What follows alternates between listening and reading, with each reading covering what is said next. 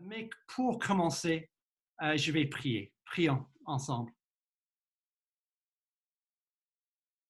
Dieu éternel et tout-puissant, tu as envoyé ton Fils, non pour condamner le monde, mais pour le sauver. Fais-nous la grâce de méditer sur les souffrances qu'il a voulu endurer pour nous.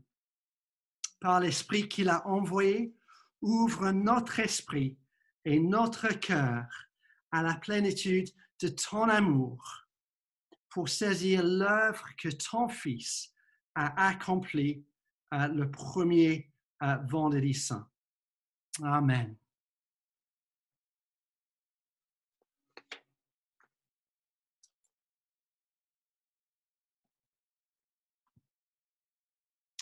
Ces derniers mois, nous avons suivi la famille d'Abraham et nous avons commencé avec une première lecture du moment fort de la vie d'Abraham. Conformément à sa promesse, Dieu a donné à Abraham et à Sarah un fils né dans leur vieillesse. Et c'est le fils, on pense, par lequel Dieu allait bénir toutes les nations de la terre. Mais Dieu demande quelque chose de surprenant.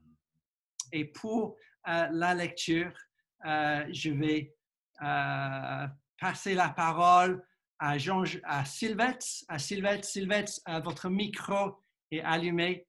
Donc, merci de lire Genèse 22. Après cela, Dieu mit Abraham à l'épreuve. Il lui dit, « Abraham !» Celui-ci répondit, « Me voici. » Dieu dit, « Prends ton fils unique, celui que tu aimes, Isaac.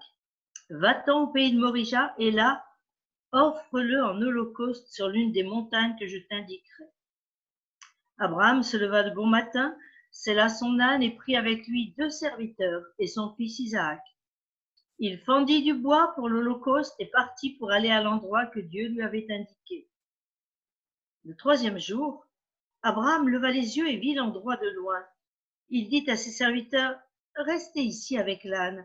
Le jeune homme et moi, nous irons jusque là-bas pour adorer, puis nous reviendrons vers vous. » Abraham prit le bois pour l'holocauste, le chargea sur son fils Isaac et porta lui-même le feu et le couteau.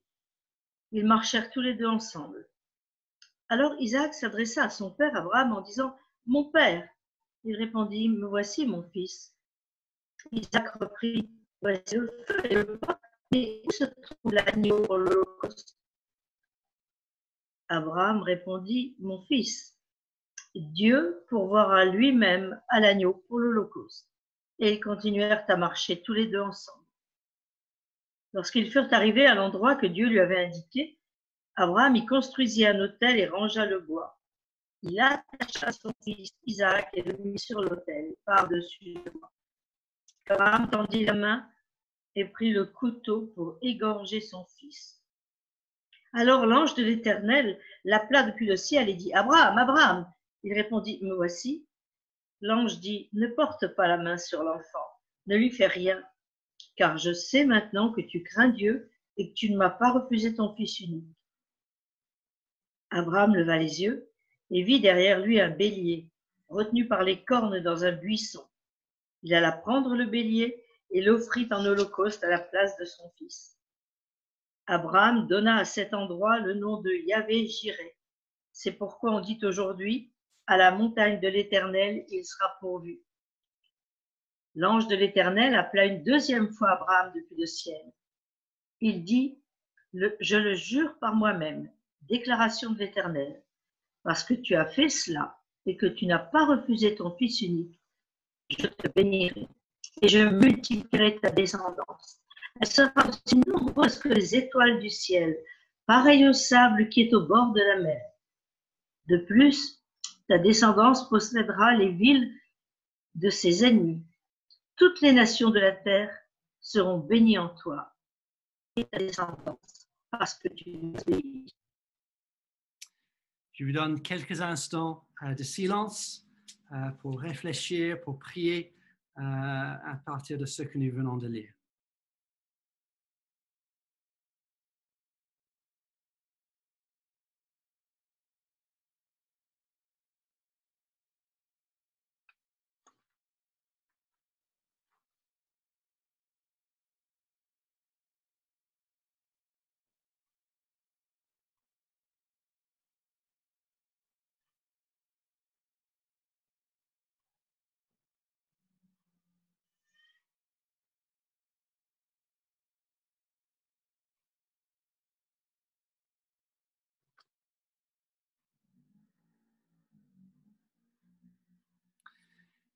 Des années plus tard, la famille d'Abraham se trouvait en Égypte, sous l'esclavage. Le pharaon refusait de laisser partir le peuple et Dieu montrait sa toute-puissance sur l'Égypte et sur les dieux d'Égypte. Il y a eu plusieurs fléaux, y compris des ténèbres dans toute l'Égypte pendant 3 jours. Mais le dernier fléau était le plus terrible. Et Dieu a pourvu un moyen de salut extraordinaire et précieux pour les membres de la famille d'Abraham. Un moyen de salut qui laisserait une trace sur ce peuple dans leur calendrier pour les années à venir.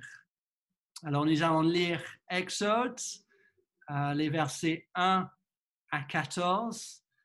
C'est David qui va le lire. Exode 12, versets 1 à 14. L'Éternel dit à Moïse et à Aaron en Égypte, « Ce mois-ci sera pour vous le premier des mois. Vous le considérerez comme le premier des mois de l'année. Transmettez ces instructions à toute l'assemblée d'Israël. Le 10e jour de ce mois, on prendra un agneau pour chaque famille, un agneau pour chaque maison.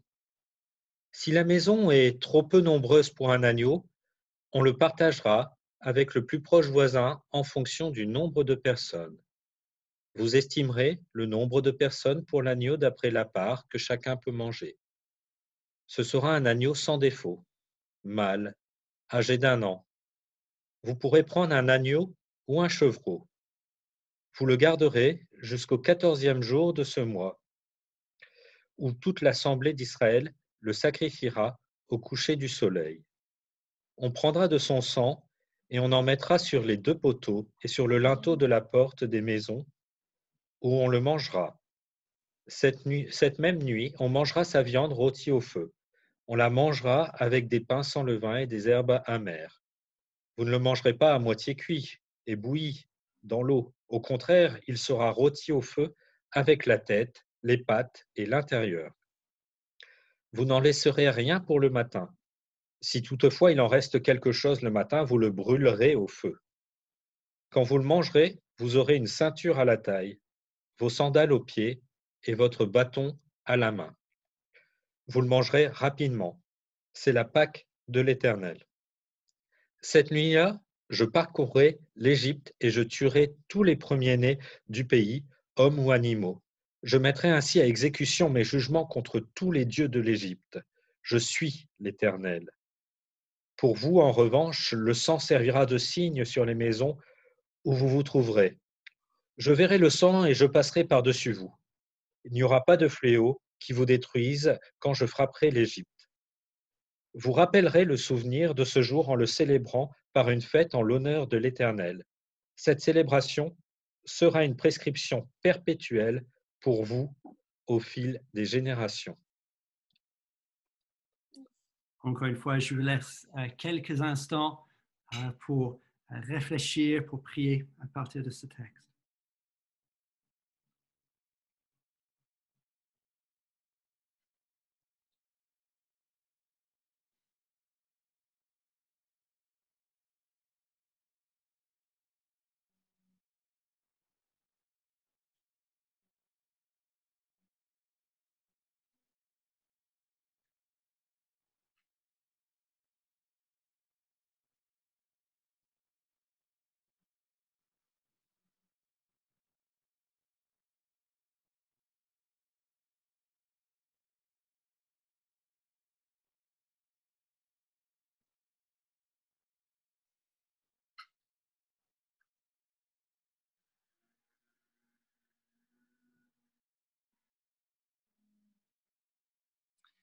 Des années plus tard, la famille d'Abraham se trouvait sous la menace du jugement de Dieu pour leur péché.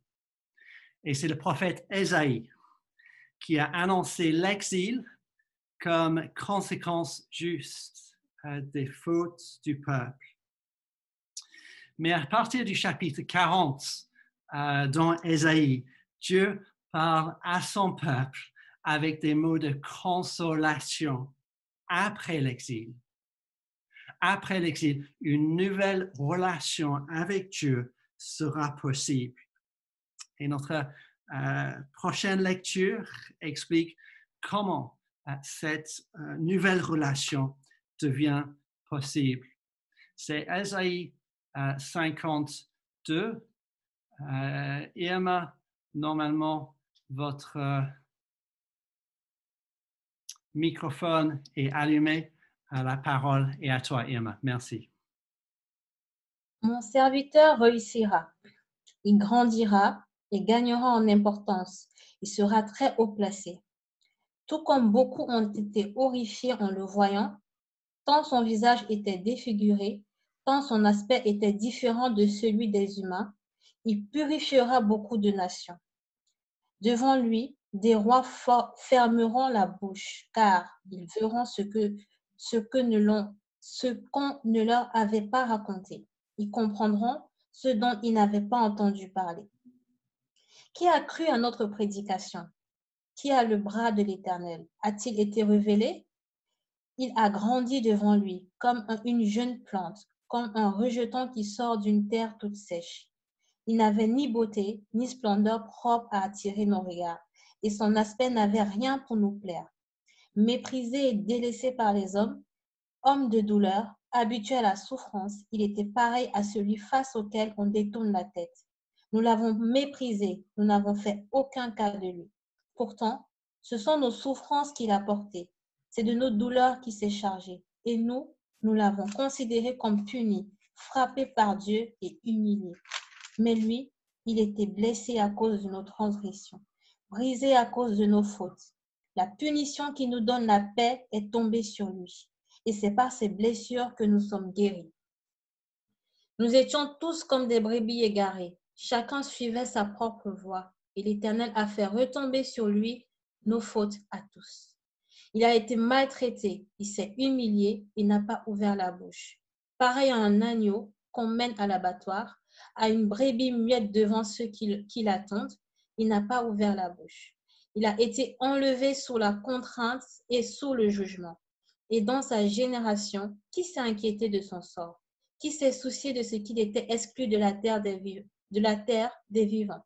Frappé à cause de la révolte de mon peuple, on a mis son tombeau parmi les méchants, sa tombe avec le riche, alors qu'il n'avait pas commis de violence et qu'il n'avait pas eu de tromperie dans sa bouche. L'Éternel a voulu le briser par la souffrance. Si tu fais de sa vie un sacrifice de culpabilité, il verra une descendance et verra longtemps. Et la volonté de l'Éternel sera accomplie par son intermédiaire. Après tant de troubles, il verra la lumière et sera satisfait. Par sa connaissance, mon serviteur juste procurera la justice à beaucoup d'hommes. C'est lui qui portera leurs fautes. Voilà pourquoi je lui donnerai sa part au milieu de beaucoup et il partagera le butin avec les puissants. Parce qu'il s'est dépouillé lui-même jusqu'à la mort et qu'il a été compté parmi les criminels, parce qu'il a porté le péché de beaucoup d'hommes et qu'il est intervenu en faveur des coupables. Amen. Encore une fois, quelques instants de silence.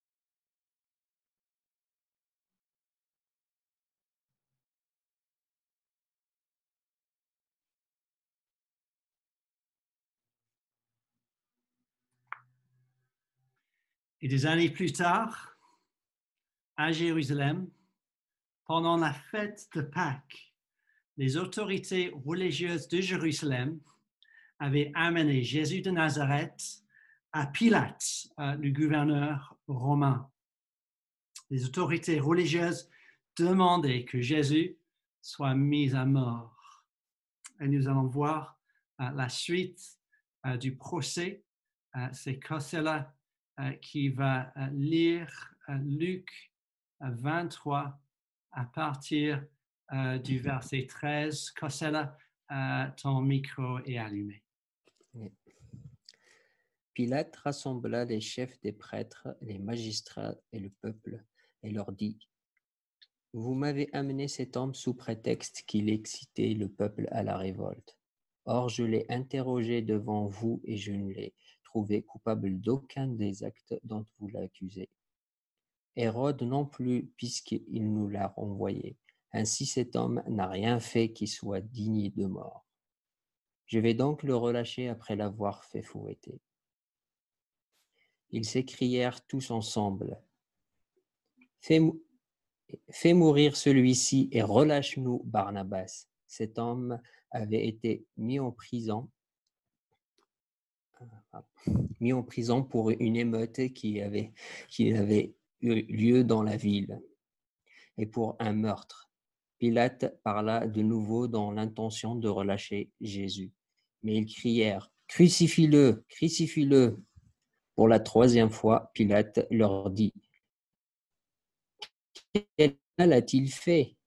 Je n'ai rien trouvé en lui qui mérite la mort. Je vais donc le relâcher après l'avoir fait fouetter. » Cependant, ils insistaient à grands cris, demandant qu'il soit crucifié, et leurs cris l'emportèrent. Pilate décida de leur accorder ce qu'ils demandaient. Il relâcha celui qui avait été mis en prison pour émeute et pour meurtre et qu'il réclamait, et il livra Jésus à leur volonté. Comme ils l'emmenaient, ils s'emparèrent d'un certain Simon de Cyrène qui revenait des champs, et ils le chargèrent de la croix pour qu'il la porte derrière Jésus. Il était suivi par une grande foule composée de membres du peuple et de femmes qui se frappaient la poitrine et se lamentaient sur lui. Jésus se tourna vers elles et dit : « Femmes de Jérusalem, ne pleurez pas sur moi, mais pleurez sur vous et sur vos enfants. En effet, voici que viennent des jours où l'on dira : heureuses celles qui sont stériles, heureuses celles qui n'ont pas eu d'enfants et celles qui n'ont pas allaité. Alors on se mettra à dire aux montagnes : tombez sur nous, et collines, couvrez-nous.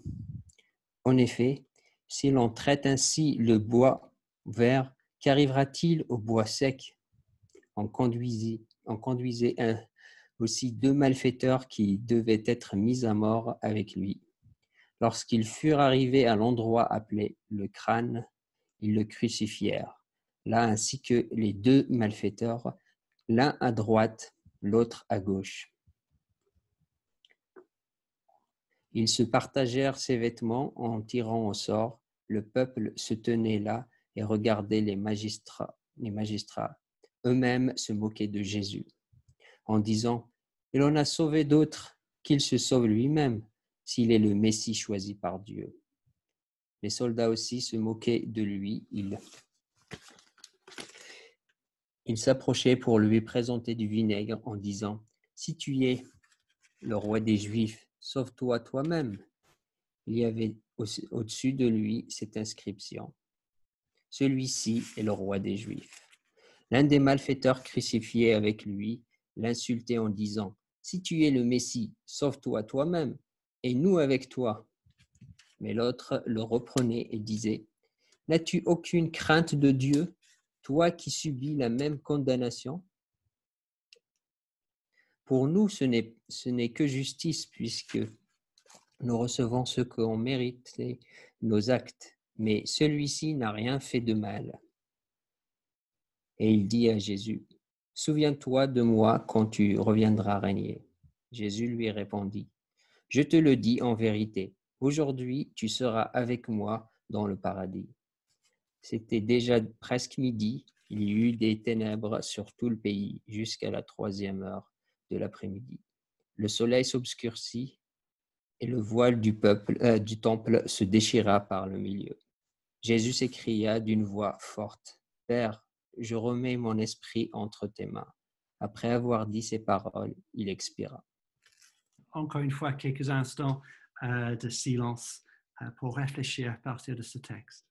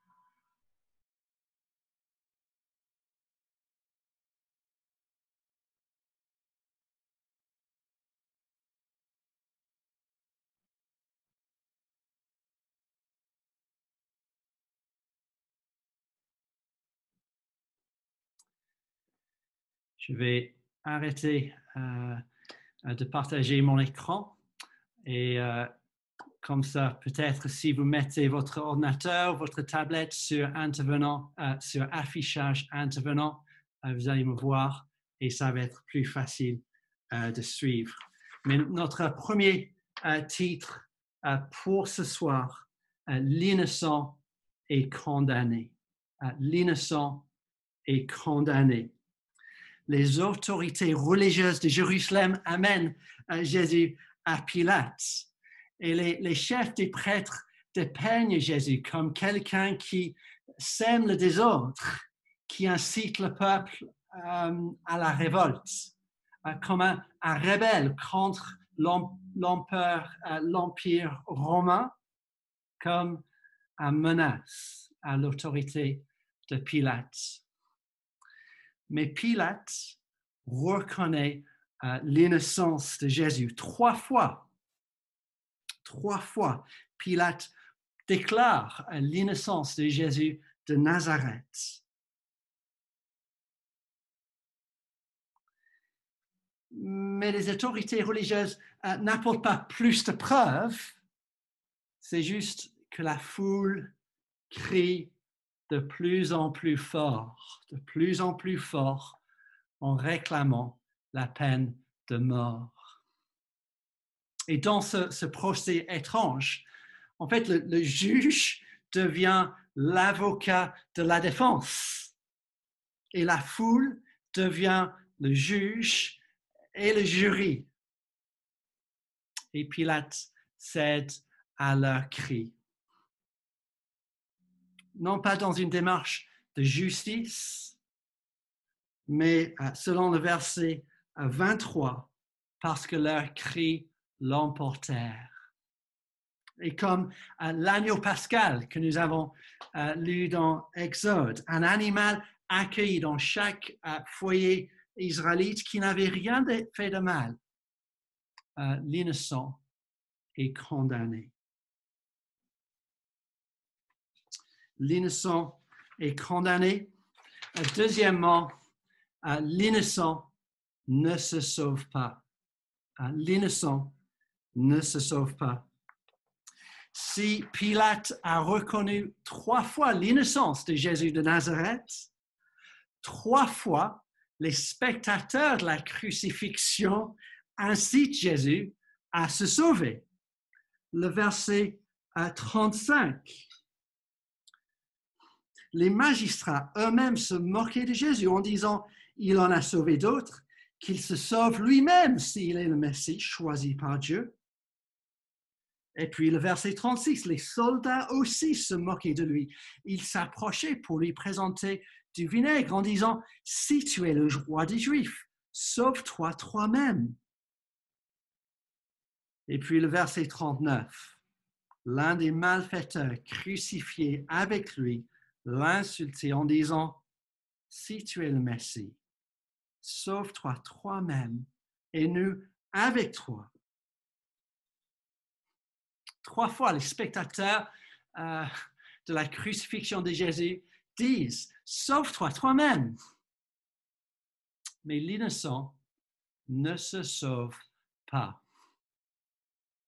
Dans les évangiles, nous voyons la puissance incomparable de Jésus. Jésus contrôle, maîtrise la maladie, la mort, le mal.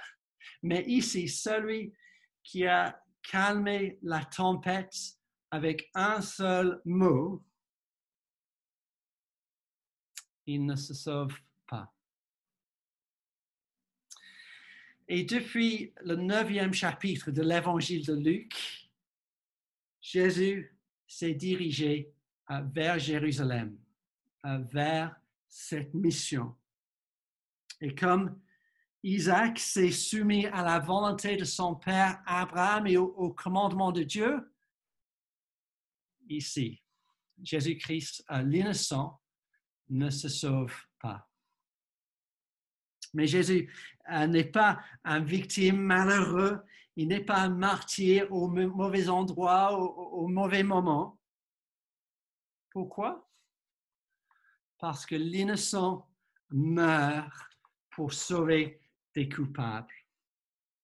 Troisième et dernier titre, l'innocent meurt pour sauver des coupables.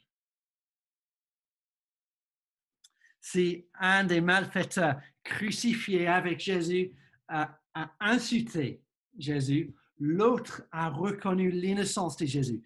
Et il demande une demande de pitié et une confession de foi à couper le souffle. Le verset 42, il dit à Jésus, « Souviens-toi de moi quand tu viendras régner. Souviens-toi de moi quand tu viendras régner. » Une confession de foi. Il reconnaît que Jésus est un roi qui va revenir régner. Et c'est une confession de foi étonnante, étant donné la situation présente. C'est aussi une demande de pitié, car il demande à Jésus de se souvenir de lui. C'est une demande de pitié, car ce malfaiteur ne peut rien faire pour gagner l'approbation de Jésus. Il ne peut rien faire pour remettre sa vie en ordre. Il ne peut rien faire pour se racheter de ses crimes. C'est bien plus tard pour ça. Une confession de foi et une demande de pitié à couper le souffle. Souviens-toi de moi quand tu viendras régner. Et Jésus répond avec ces mots précieux, n'est-ce pas? Le verset 43, Jésus lui répondit, « Je te le dis en vérité, aujourd'hui, tu seras avec moi dans le paradis. » Même pendant sa mort, Jésus sauve un coupable. Pendant sa mort, Jésus sauve un coupable parce que Jésus, l'innocent, meurt pour sauver des coupables. L'innocent meurt pour sauver des coupables. Et la Bible dit que nous sommes chacun coupables devant lui, coupables de ne pas aimer Dieu de tout notre cœur, coupables de ne pas aimer notre prochain comme nous-mêmes. Et Dieu qui haït le mal, Dieu qui nous donne tout ce que nous avons, Dieu qui a créé notre prochain à son image, Dieu jugera le mal. Et devant la justice de Dieu, nous ne pourrons que dire, comme ce malfaiteur, au verset 41, pour nous, ce n'est que justice, puisque nous recevons ce qu'ont mérité nos actes. Comme nous avons lu dans Ésaïe, nous étions tous comme des brebis égarées, chacun suivait sa propre voie, et l'Éternel a fait retomber sur lui nos fautes à nous tous. L'innocent meurt pour sauver des coupables.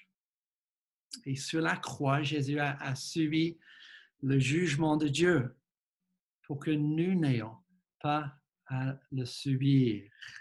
Il est l'agneau pascal qui a pris la place des premiers-nés. Il est le bélier qui a pris la place d'Isaac. Et donc, à cause de cette œuvre, grâce à cette œuvre sur la croix, Jésus peut dire aux malfaiteurs, aujourd'hui, tu seras avec moi dans le paradis. Et ce mot paradis, c'est le même mot grec que la traduction en grec de l'Ancien Testament utilise pour le jardin d'Éden. Jésus promet aux malfaiteurs que la relation parfaite qu'Adam et Ève avaient au jardin avec Dieu sera rétablie. Une relation parfaite avec Dieu et une relation parfaite libre du mal, libre de la maladie, libre de la mort. Et si nous faisons la même demande de pitié, la même confession de foi, Jésus nous prononce, il nous dit la même promesse. Tu seras avec moi dans le paradis.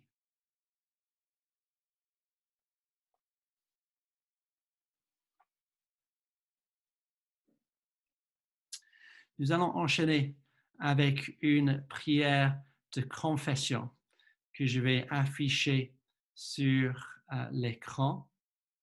Et si vous voulez, vous pouvez prier cette prière avec moi. Mais je vais aussi vous donner quelques instants pour lire cette prière avant de le lire tous ensemble.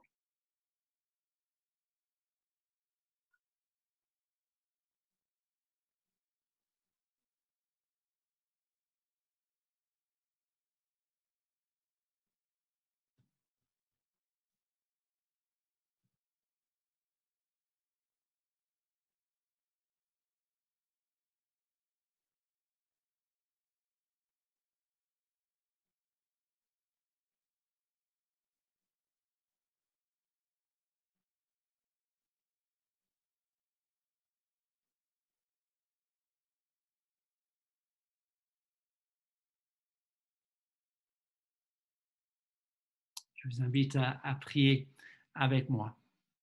Notre bon Père Céleste, nous voulons te dire notre peur et notre angoisse devant le mal et la souffrance du monde. Mais nous voulons te dire aussi notre honte et notre confusion parce que nos propres fautes prolongent et augmentent cette souffrance. Elles multiplient le mal et elles nous placent sous ton juste jugement. Pardonne-nous de t'aimer si mal, si peu, d'attendre toujours tes services au lieu d'être à ton service. Pardonne-nous d'oublier que notre vrai bonheur est de t'aimer et de te suivre. Pardonne-nous, Seigneur, d'agir si naturellement comme des égoïstes et de ne pas aimer notre prochain. Avec le malfaiteur sur la croix, nous confessons que Jésus est le roi, que Jésus est notre roi. Et nous demandons ta pitié. au nom de Jésus-Christ. Amen.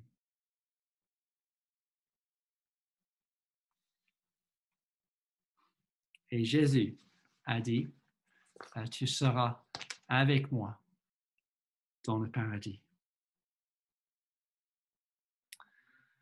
Nous allons entonner deux chants, l'un à la suite de l'autre. Quel sauveur merveilleux je possède. Et puis c'est par la croix.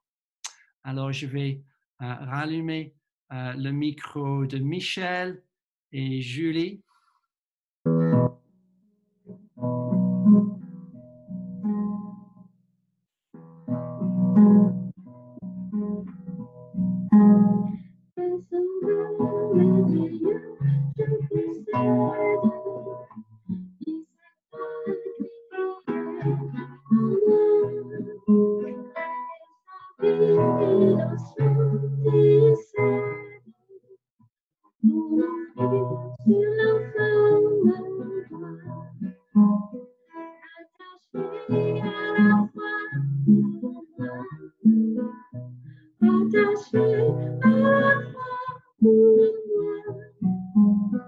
Il a pris mon péché, il m'a délivré, attaché à la croix pour moi. Il renonce à la gloire céleste pour le plan rédempteur de Dieu. L'apparence est la plus modeste. Oh, quel prix pour me rendre heureux, attaché à la croix pour moi, attaché à la croix pour moi. Il a pris mon péché, il m'a délivré, attaché à la croix pour moi. Traité innocent pour ma vie, pour mes iniquités brisées, et chargé de mes maladies, et mouru pour guérir, sauver, attaché à la croix pour moi, attaché à la croix pour moi. Il a pris mon péché, il m'a délivré, attaché à la croix pour moi.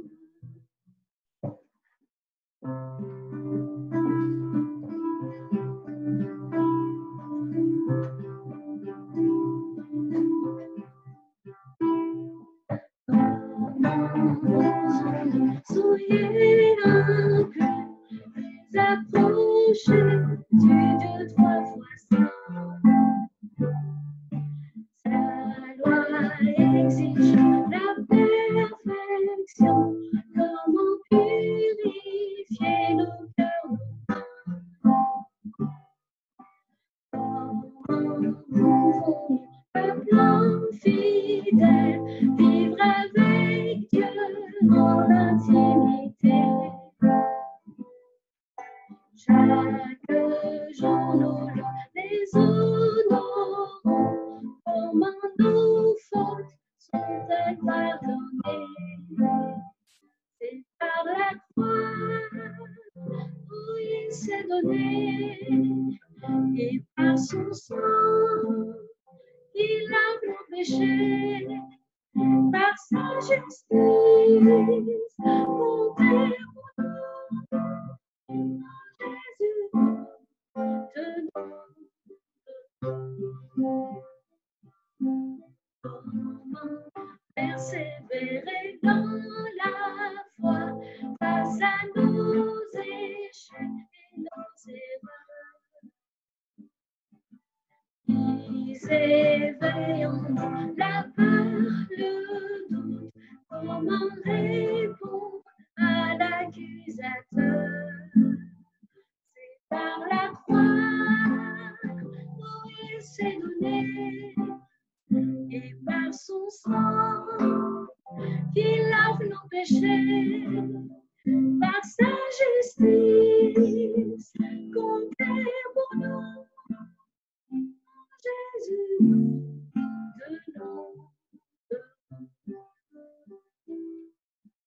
Quand viendra le jour du jugement, nous verrons notre Créateur. Nous pourrons plaider avec confiance l'œuvre accomplie de notre Sauveur. C'est par la croix où il s'est donné, et par son sang, il lave nos péchés, par sa justice, comptez pour nous, Jésus de nous.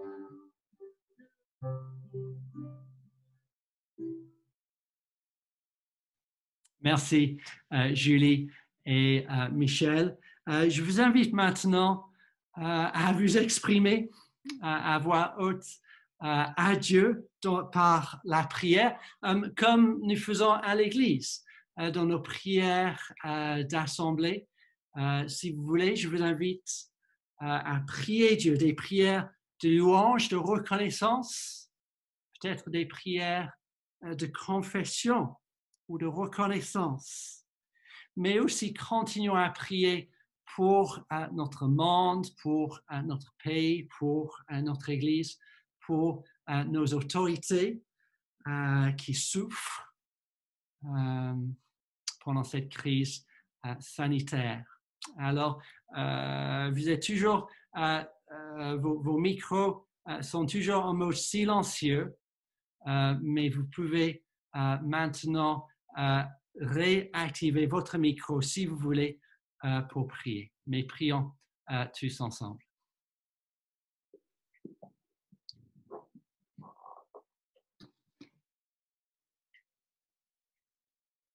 Père Céleste, nous sommes tous coupables devant toi, coupables de nos péchés, coupables de nos infidélités, coupables de notre méchanceté de cœur, notre cœur qui est tordu.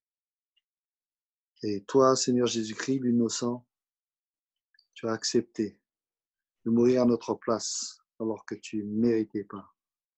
Te demandons pardon parce que c'est nous qui devions être crucifiés, maudits à ta place.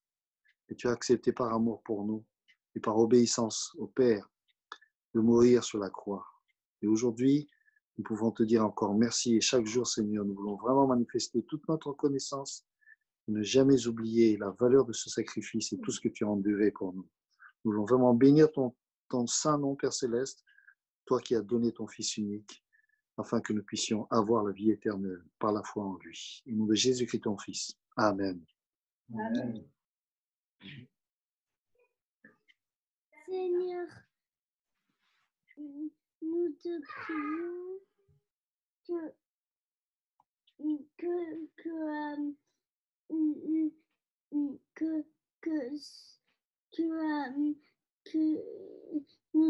prions qu'on puisse t'aimer en lisant ta Bible et puis et qu'on puisse te bénir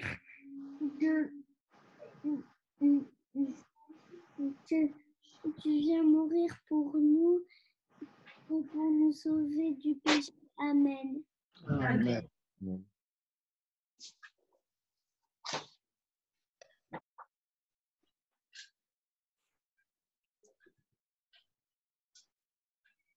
Oui, notre Dieu, nous voulons à nouveau, et particulièrement ce vendredi saint, te remercier pour ce roi que tu nous as donné. Oui, Seigneur, nous reconnaissons que Jésus est le roi, qu'il est notre roi et qu'il a eu pitié de nous. Et nous t'en remercions. Amen. Amen. Seigneur, fais-nous comprendre quel horrible jour ça a été, de ce jour où tu as porté tout le péché du monde. Comme nous pensons à nos péchés, aux péchés aussi de ceux qui nous entourent depuis le début de la création, et maintenant encore, quel poids ça a dû être, quelle horreur ça a dû être. Nous t'en louons, Seigneur, d'avoir accepté toute cette malédiction sur toi. Et nous voulons t'en dire merci parce que grâce à cela, nous en sommes maintenant nous délivrés. Amen. Amen.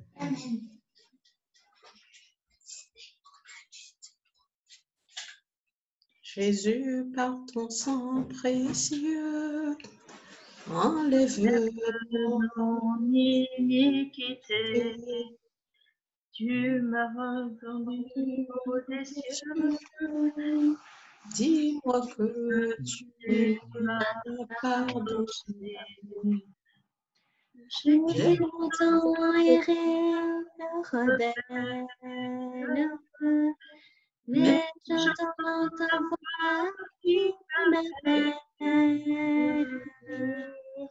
Au pied de ta croix maintenant, ton fut brisé, je me rends. Blanc, plus blanc que neige, blanc, plus blanc que neige, lavé dans le sang de l'agneau, mon cœur est plus blanc que la neige. Amen. Amen.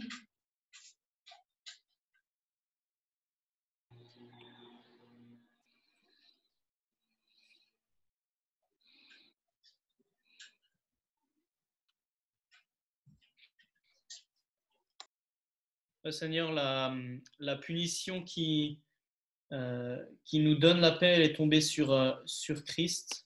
Et c'est par ses blessures que nous sommes guéris. Et Seigneur, on te remercie pour cela parce qu'on était égarés, c'est vrai, comme nous le dit Ésaïe. Et Christ a souffert à cause de nous, à cause de notre rébellion. Et c'est vrai aussi dans Luc, on voit que l'officier romain, il a reconnu que Jésus-Christ était un homme juste au verset 47. Et ouais, Seigneur, on se rend compte de cela aussi en lisant ta parole, en nous rendant compte de qui tu es, de qui est Jésus-Christ, qui est venu révéler parfaitement qui tu es. Et Seigneur, on te remercie parce que grâce à Christ, on a la paix maintenant avec toi et pour l'éternité. Et alors que Jésus a dit effectivement aux brigands sur la croix qu'il serait au paradis avec lui, c'est sûr que ça s'est passé, c'est sûr que ce brigand est maintenant avec toi. Et Seigneur, nous, on peut être assurés de la même chose, être assurés que quoi qu'il se passe, en ayant placé notre confiance en Christ, on a notre place réservée avec toi pour toujours. Merci Seigneur, parce qu'on peut se rappeler de ce sacrifice et que dans 3 jours, on peut aussi se rappeler avec toute la gloire que c'est de nous rappeler de la vie de Jésus-Christ, comment Jésus est ressuscité et n'est pas resté mort. C'est bien ça qui nous donne cette assurance aussi de savoir qu'on sera avec toi un jour pour l'éternité. Amen. Amen.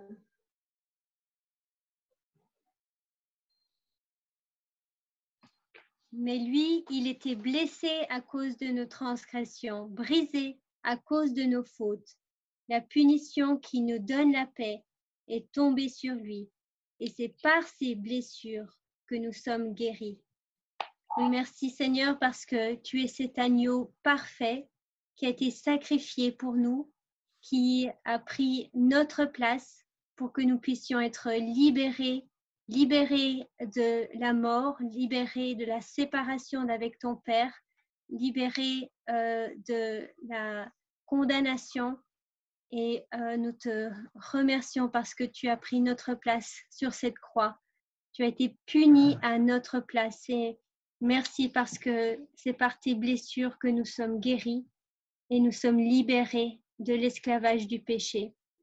Merci pour ton œuvre parfaite. Merci parce que tu as choisi d'obéir jusqu'au bout à ton Père. Et tu n'as rien subi, mais tu es allé jusqu'au bout de l'œuvre sacrificielle, de ton œuvre parfaite pour nous. Merci. Amen. Amen. Merci, Père Céleste, de nous avoir donné Jésus-Christ, qui s'est sacrifié pour nous, pour nos péchés. Il a versé son sang pour laver nos péchés. Merci, Père Céleste. Merci pour ton amour. Merci pour ta grâce. Et nous te demandons, Seigneur, que nous soyons toujours dépendants de toi. Merci pour la vie éternelle que tu nous as offerte. Merci, Jésus. Amen. Amen. Amen. Merci Seigneur que cette journée qui était prévue par les hommes pour être la pire pour toi est devenue la meilleure pour nous. Et que cette journée qui t'a torturé et qui a dû faire que tu as subi la séparation de Dieu a fait que nous, on peut être avec Dieu. Seigneur, c'est par ta souffrance que nous pouvons être avec Dieu et avoir une relation avec lui. Et Seigneur, c'est vraiment une grâce que tu as accepté cette coupe amère pour nous. Dans ton nom, prie. Amen. Amen. Et pendant cette crise sanitaire, notre Père Céleste, nous te demandons, nous te prions d'être à l'œuvre pour consoler les endeuillés, pour fortifier les soignants,